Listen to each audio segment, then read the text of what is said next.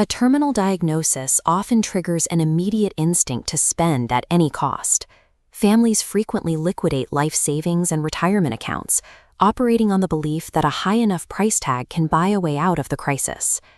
Many medical consultations frame the choice as a matter of technology. They contrast the carpet bombing of traditional chemotherapy with the sniper rifle precision of targeted therapy. This comparison creates an immediate psychological shift. The assumption is that this high-cost precision option acts as a guaranteed fix that sidesteps the trauma of older treatments. The resources committed to this path are staggering. Families pour their entire emotional and financial future into these medications, often before understanding the biological requirements for the drug to actually work. Biology operates independently of a family's financial sacrifice. Paying a premium for the latest pharmaceutical breakthrough does not grant the patient an exemption from the physical reality of their current condition. When medical decisions are viewed through the lens of a financial transaction, families become vulnerable. They often end up paying for a sense of hope that is detached from the patient's actual clinical needs. This matrix contrasts marketing with medicine.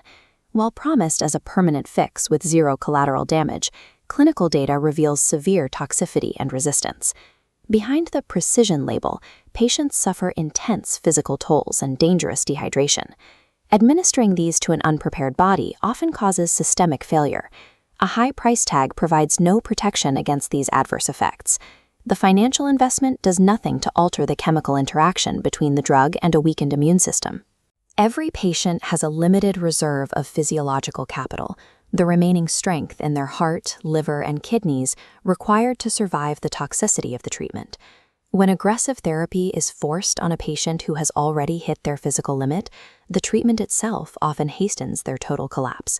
Without a strict framework for evaluation, targeted therapy can easily function as a high-cost accelerant for physical suffering. We use a three-step framework: the road, the key, and the lock. The first node, the road, assesses physical baseline. Can the patient walk and eat? If not, vital organs will fail under the drug's stress before the cancer is addressed. Admitting a loved one is too weak for treatment is an incredibly heavy emotional burden for any family. The instinct is to keep pushing, regardless of the physical evidence. However, the body requires a baseline level of resilience to survive the aggressive nature of the medication. Detreatment is a physical ordeal that the patient must be strong enough to endure. Ignoring this baseline often results in the loss of a patient's final days of comfort in exchange for zero oncological progress. A broken road prevents even the most advanced medicine from reaching its destination. The biological path must be clear for the treatment to move forward. Moving to the second node, the genetic match. This determines the specific molecular compatibility. Finding any mutation doesn't guarantee a usable drug. If the drug doesn't perfectly match the genetic variant, it fails to bind, leaving the tumor untouched while toxicity circulates. This mismatch leads to a total loss of financial resources and a severe hit to the patient's immune system with no clinical benefit in return. Proceeding without a confirmed actionable match effectively turns the patient into a self-funded research subject for a treatment that wasn't designed for them. It is essential to ask your oncologist for the specific data linking your exact mutation to the drug being proposed. Generalities are not sufficient for this level of investment. Molecular compatibility is binary. A high-cost compound is ineffective if the patient's specific mutation lacks the receptive binding site for that drug. Even with a match, consider the final node, mutation stability. Cancer cells constantly evolve through acquired resistance to evade previously effective drugs. Relying on old genetic tests is risky. The tumor's current state may have significantly shifted since the last evaluation. If the tumor has evolved, the original drug loses its ability to bind.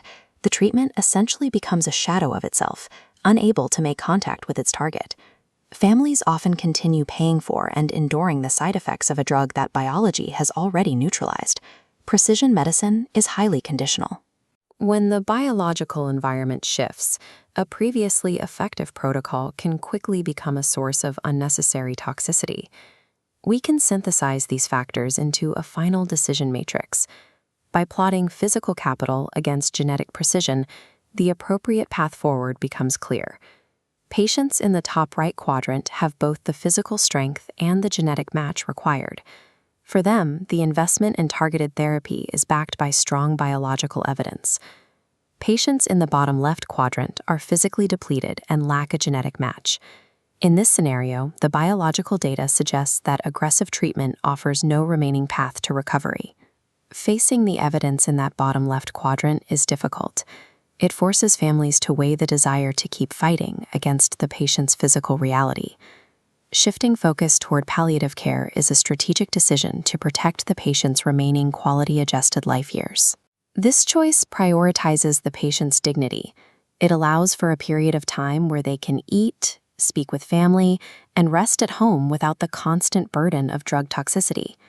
Forcing treatment in these final stages often ensures that a patient's last experiences are dominated by hospital sterility and avoidable physical pain. Effective medical strategy relies on biological timing and cellular alignment rather than sheer financial persistence. The true measure of a successful care plan is whether it allowed the patient to live with dignity and meaning in their remaining time.